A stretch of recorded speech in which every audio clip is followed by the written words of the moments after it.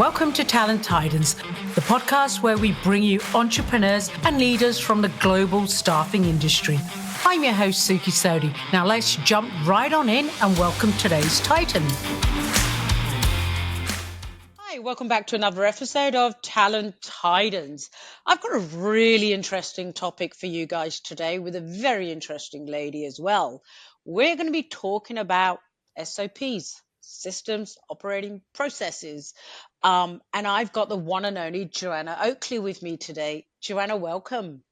Thank you very much. Good to be here. Thank you. For those that don't know you, who are you? What are you? Tell us a bit more about you. Absolutely.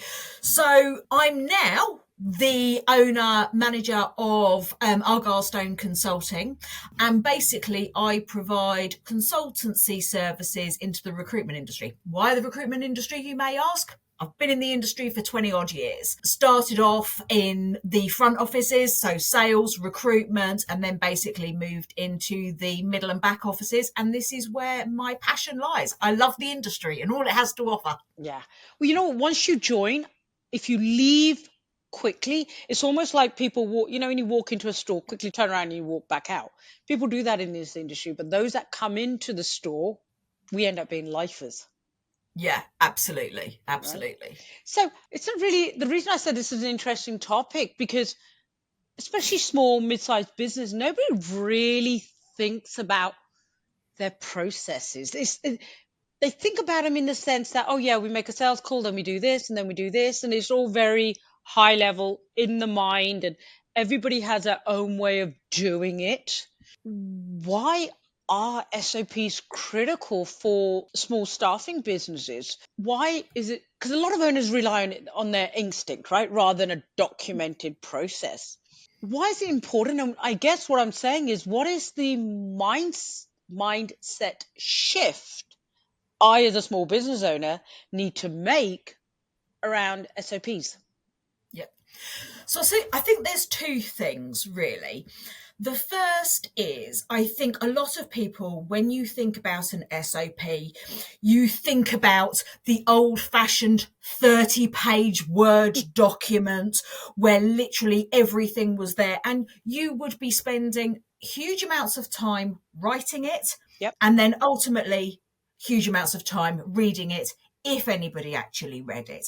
Mm-hmm. So that's the first obstacle that people have to overcome, is what are we actually talking about here, in terms of the document itself. In terms of then how it's going to help you, there's a whole raft of things. I mean, when you're running a small business, it's about consistency, quality of service. If you are looking to grow either now or in the future, how do you do that successfully without duplication? How do you train staff? So there is a whole mirage of benefits that are available, that an SOP will give any organisation, but specifically a small to medium-sized business. Okay, I get all of that. Thought going through my mind. Yep. I'm busy running lean, running a business. I don't have time to do this. What is so don't have time to do this. And then suddenly something happens, right? Something goes wrong. And then suddenly small agency owners, small businesses are now focused on, oh my God, what do I do now? How can we shift the mindset from being reactive to proactive when it comes to systems, SOPs? Because, we're always in revenue generating mode, and SOPs don't directly generate revenue, is the perception. Yeah. It's admin. So the first thing is, as leaders of the business, in my opinion, you're not the ones to be writing the documents in the first instance, because you're too far removed from the process. SOPs are very much a process and a document which needs to be bottom up for two reasons. The people actually working in the process and doing the work itself that needs to be documented are going to be the ones to tell you what's working well, what isn't working well. And they're going to be able to map that out as effectively step by step as you need for such a document. The second piece is that you need to have the buy-in of your teams anyway, regardless, because these documents are going to support them in the long run. The best way to do that is to have their involvement from the outset. So those are the key two things that, for me, when you're thinking about how busy, as leaders that we are in our businesses, is delegate this to your teams across the different functions. It doesn't have to be, and in my view, shouldn't be written by the managers at a senior level, and certainly not the senior leadership. Okay, so I hear you. So those listening to this right now, I can just picture the question going through their mind. But now I'm taking my recruiter off, quote unquote, revenue generating stuff and getting them to do admin. What do you say to that? It's a short-term issue. The benefits that you will reap, and also it doesn't necessarily have to be one recruiter. My recommendation is always bite-sized chunks. You do not have to write everything in day one from scratch. You can, if you are an organization that anybody other than a startup is not probably going to have all of these documents ready. Don't wait. You don't have to have a full catalogue. Focus on the critical processes first and break that down, so that there's always times when people are less busy in recruitment. Utilize that time effectively with those recruiters. You still keep running your business. If it takes you several weeks to write a process, several months, it doesn't matter. The ultimate aim is to get there in the end, to have the finished document that is going to benefit the organisation. So it doesn't need to be done in big bang. It doesn't need to be done consistently within 2 weeks. Plan it effectively, and that way you will limit the impact that it has from a recruiter's perspective, but you will end up with a great document that's really going to work in your favour moving forward to help you grow. Brilliant. So we were talking about, I just said, why should I take my recruiter, recruiters doing admin instead of revenue generation. But I want to flick to actually the real cost of not having your SOPs. What are the hidden costs of running a recruitment business without SOPs? And can you share some examples where a lack of structure led to revenue loss or operational chaos? I mean, there's a lot of examples. There's duplication happens a lot in the recruitment industry, and a lot of times you don't actually see the duplication until you sit down and, in my world, process map it, and then you kind of look, hang on a minute, didn't even know that this was going on. We are also a great industry for finding workarounds when it comes to things, whether it's technology, and we think we're being really efficient. We think we're utilising our time in the best way. Don't worry, we've done it. We've plugged a gap. We're there. But actually, you add up that time and that expense out of a recruiter's time, the numbers are huge. So all of these gaps and inefficiencies, inconsistencies, and potentially errors, which could link back to compliance and risk in that side, an SOP document will help eradicate that. It will help you identify things ahead of a problem arising. So it's not just the day-to-day. This will actually allow you to look to the future, look at how things are done, and identify risks that you can mitigate moving forward with this document ready. Now, you make a really good point about the compliance piece. So let me give you a follow-up question to that. Some agency leaders worry that too much structure, and I admit I kind of fall into this bracket as well, it'll just stifle the creativity and that relation building. So how do you balance the process efficiency with maintaining that personal touch? Because I'm thinking, let's pick on the recruiter again. This is a process that's been created. I have to follow that process. No deviation. I have to follow that process. Almost the fear of it becoming robotic. Yeah. How do you balance the two? Structured processes, in my view, don't have to inhibit creativity. It's about forming a foundation in which to operate. And I think having a baseline of what needs to happen allows the recruiter and the rest of the business to operate effectively and creatively, knowing that the must complete tasks, and again, this could be compliance related activities, are completed. They're done. And outside of that, you can go off and do, whatever else you need to do from an operational perspective. It still allows, SOPs still allow for flexibility and personalization of the processes. And also, as well, what's key to remember with these documents is they're living, breathing documents. The idea is that they evolve with you and your organization. Just because you have a documented SOP doesn't mean you are setting down everything set in stone for the next umpteen years. These are in place for today because it outlines what works best for you today. But as your business evolves, so must your processes. And that's a really important thing to remember, that these should move with you. I'm so glad you brought that up, because on the coaching side, I'll ask people, I was like, what's your process, right? And if they have a process, they're almost a bit like the strategies and 5-year plans. They're at the bottom of the drawer, they're dusting it out, right? It was just an exercise that they've done, but people don't implement it. And to your point, they don't upgrade it. Talking of implementation, sounds overwhelming, right? It does. It sounds overwhelming, especially with those individuals with a small team who don't have somebody that is a non-direct revenue generator to own this project for you.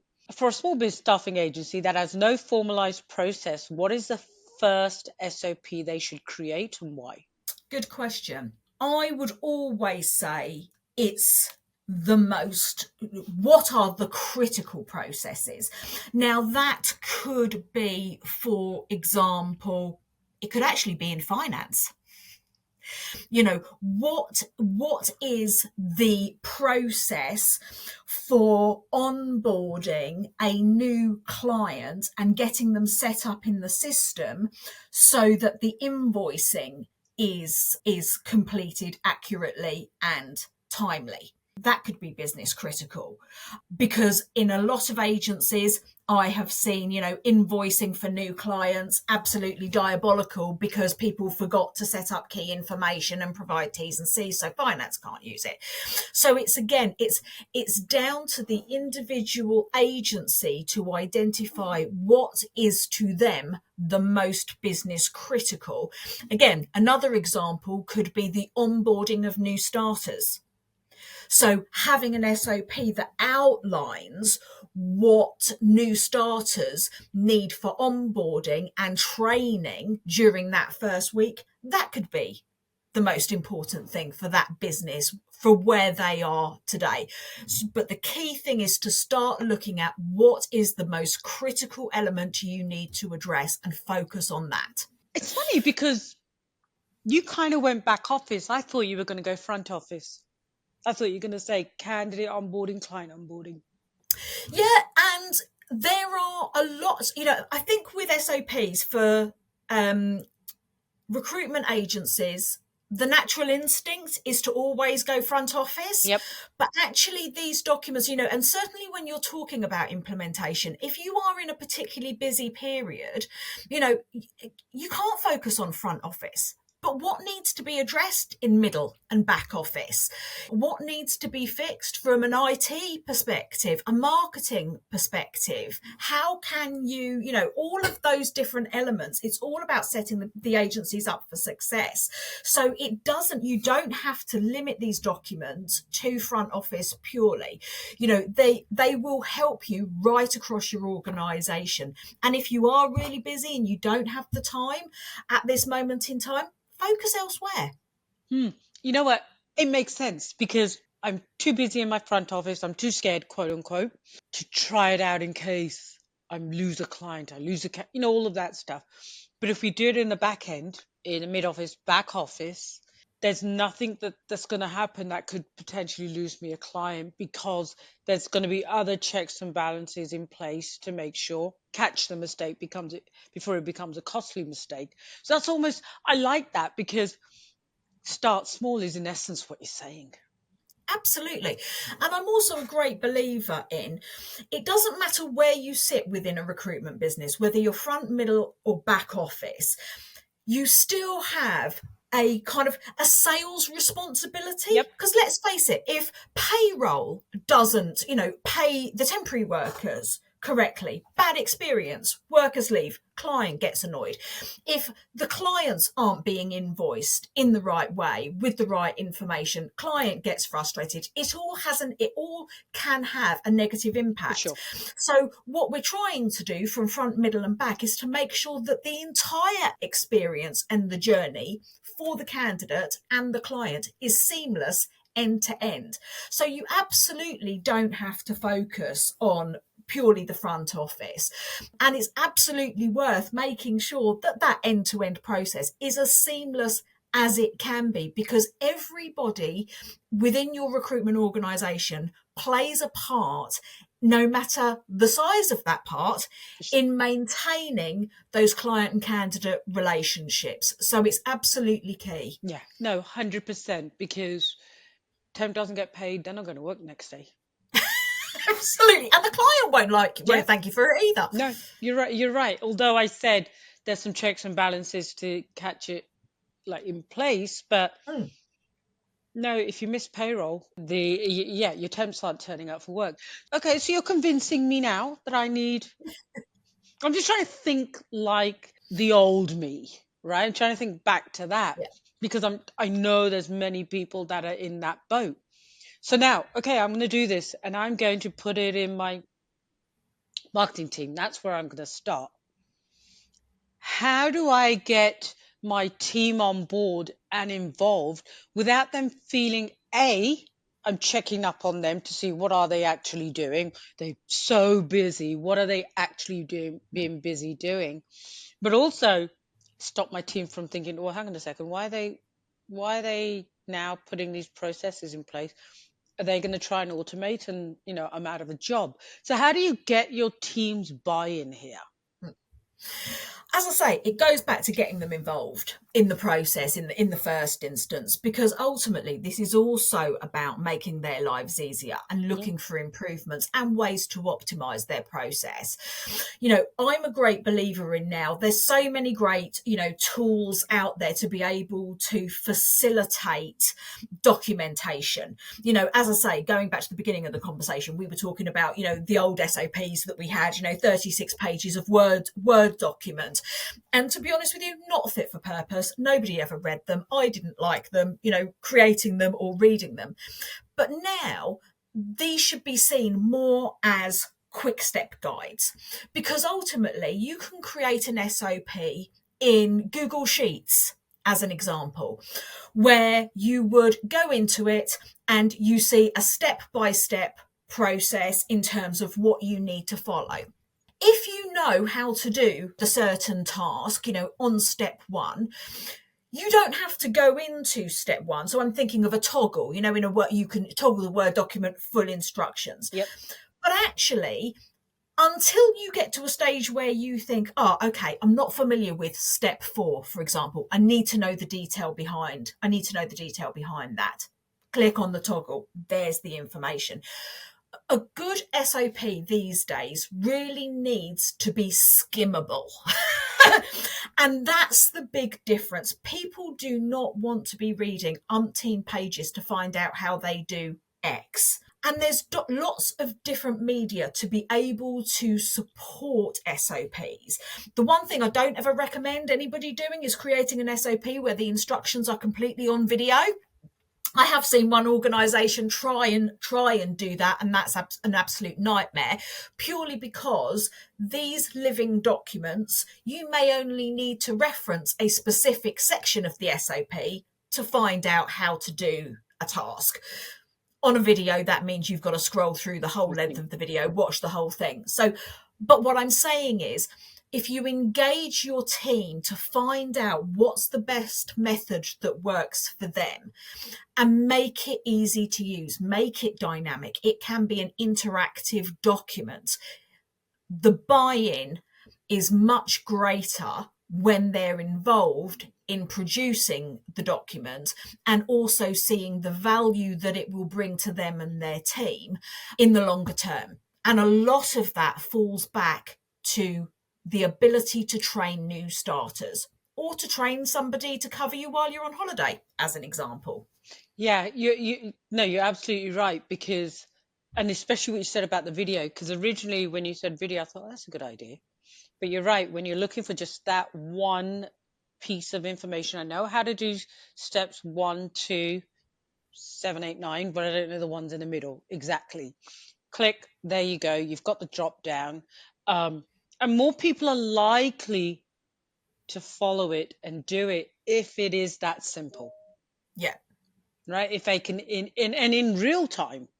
And I guess if you want to do a video, you could have a video of just that step as well. So somebody like me would rather watch that video. If you now go and do this, now go and do this. Others might prefer to read the instructions. So that kind of makes sense, because my next question to you, which you've already answered, was going to be, once they're created, how do you actually get people to follow them? And by the sounds of it, it's make it damn easy for them to follow. Absolutely. Right. Absolutely. And train it out like you would any topic. Think about the different learning styles that people have and how they receive information. You want to take the same approach with an SOP. Some people are better at reading documents. Some people are better at video. Some people are better at just listening to things. Have different ways of communicating the information. Have them available on your SharePoint where people can access them really quickly. The other key element for these documents is they must be really easy to update and also updatable by everybody. So, for example, if you have a Google Sheets document that has steps 1 to 5, you want your teams to be able to put comments against it, to go, actually, I've just gone through this. Since we made a change last month, this step no longer exists. It needs to be that working document where people can collaborate together to keep it moving and making sure that it stays up to date, because very, very quickly, we're one of the fastest industries out there, and recruitment agencies are constantly evolving like no other business. Totally. It's so easy for documented processes to be irrelevant and out of date. So you really need to be mindful of how you're going to keep these documents updated. Don't create a bottleneck with one manager being responsible for doing it all. You want everybody that's working that process to have the opportunity to be able to comment and make recommendations as and when changes arise. And you'll find having that collaborative approach to people will also improve their engagement with the process itself. I'm glad you clarified that, because originally when you said let them make changes, I just had visions of everybody constantly changing because I prefer this, somebody else. But no, what you're saying is give them the opportunity to provide feedback, document it. Correct. And then somebody else, whoever owns the project, is able to actually go ahead and say, right, okay, that makes sense. No, this doesn't make sense because this creates a bottleneck for the next department or something. Absolutely. Yeah, I love the idea, because if you've got it in that on a Google Doc or something to that effect, right? And online, it's constantly the ability to able to constantly update it is so critical. Else it's going to become like the business plan sit in a drawer and nobody pulls it out. I love that. So talking of technology and future proofing your business, AI automation. I mean, our industry has been disrupted. Every time you blink, there's something out there, right? And it's been reshaped. How do SOPs evolve to stay relevant? Because and this is what I'm thinking. You have your process right now because there's no systems, or you only have an ATS and a accounting QuickBooks or something like that. Now you've implemented something in the middle, I don't know, a outbound email campaign software or something. How do they have to evolve to stay relevant? And should they integrate with your ATS system and any other AI processes that you've got in place? Bit of a long question. Does that make sense? I think so. So I think what you're asking me is, should there be SOPs that support new technology and automation coming into a recruitment business? 100%. And yeah, so they got to keep evolving, right? So Yeah. yeah, pretty much. So my opinion is yes, absolutely. And one of the reasons that I say that is whether a recruitment agency is migrating away from a legacy system to new tech, or they've got some great tech and they're adding AI to it and automation to it. One of the things that recruitment businesses, but also other organizations, are really bad at doing is data integrity. Yeah. Is making sure that the quality of the data going into the systems is really as high quality as it can be. And in my view, this is really where your SOP can add value, because you put a baseline into what information is absolutely key to your organization that must be captured. Now, whether that's your CRM or your ATS or within your automation tools, all of that is only as good as the data going in. So that SOP becomes the baseline for ensuring data quality for the longer term. Also, where AI is concerned as well, what I believe it will help mitigate are things like GDPR. So say, for example, if people are using Microsoft, what's the difference between Microsoft Copilot and utilizing ChatGPT? And obviously, from that perspective, uploading sensitive information, client proposals, depending where you put it, there's an element of GDPR risk. An SOP will mitigate that for you. Written in the right way, it will mitigate some of those risks where people necessarily don't know what they don't know. So you can detail it there. What information should go into which system, how it's going to be used, and what you need to capture, why you need to capture it, and what you shouldn't be doing. And yeah, as you were talking, I was thinking AI. If you've got your processes, your SOPs done, and you're looking for a new piece of tech, whatever that might be. I know, let's stick with the email outbound campaign example. If you've got your process in place already, I should imagine, it's going to help you buy the right technology that's going to support your process. And a company that you're looking at three different campaigns. If you've got your current systems written out, it makes their life easier to tell you how it's going to work. And I should imagine it's going to make it really easy for me to say, no, hold on a second, that system doesn't work. This system's better, right? So it's going to help you So in that purchase decision. absolutely. So that is assuming that your processes are the best in class processes to begin with. But what it will do is, if they're not, and this is where you, again, if you think about legacy systems and how, as recruitment leaders, we sometimes have lovely workarounds for things because we've had gaps. Yep. What an SOP will allow you to do is actually identify gaps in your current processes that could be plugged by new, more efficient tools coming into your business. And it will also allow you to compare what you do today versus what's possible. So yes, they're very helpful. It will help you with buying decisions. If you've got best of class processes in place, it makes the job really easy. But also, if you don't, it's going to highlight gaps that you can then utilize to optimize your processes with the new systems. Well, we all think we've got best in class, right? But does that even exist? Because we don't know what we don't know, Absolutely. right? So I guess everyone thinks theirs is best in class until they hear of someone else, how someone else does it, right? Or there's a problem. But the truth of the matter is, right, we all think we've got best in class on everything. So I guess what I'm saying is we got to be a little open-minded, I guess, when it comes to that AI purchasing decision. We think we've got best in class for where we are today, but is that going to take us from here to there? Probably Yeah. not. Which brings me on, I'm just mindful of time, brings me on to my final question, takeaway, action, or advice.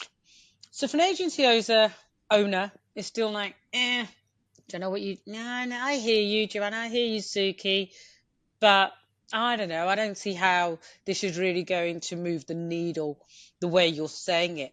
What's the one compelling argument that might change their mind today? If it was me, I would say ask my team where they have the most headaches. Where is their greatest headache? What is their greatest pain point? And if it could be fixed, would they want an SOP? That's a good one. Because I think from a leader's perspective, sometimes it's easy to make decisions based on assumptions and what we think is happening in our organization. And actually, the people that are doing the job, I haven't yet come across a recruitment agency where at some point in time hasn't had noise around a particular process and admin, the amount of admin. And that is where I would be looking to focus. If we could reduce that admin for that part of the business within a couple of weeks by creating an SOP, would you do it? I believe most people doing the job would want that change to eradicate that admin. That's, you know what, I think that's a fantastic answer, because we may not see it as a pain because we're not doing it on a day-to-day basis. Yeah. Right? We're not doing it on a day-to-day basis. And we just sometimes take things for granted. But that's how we've always done it. Yeah, doing that task is going to take, I don't know, 15 minutes. But imagine being able to turn that 15 minutes into 2 minutes, 3 minutes, 5 minutes.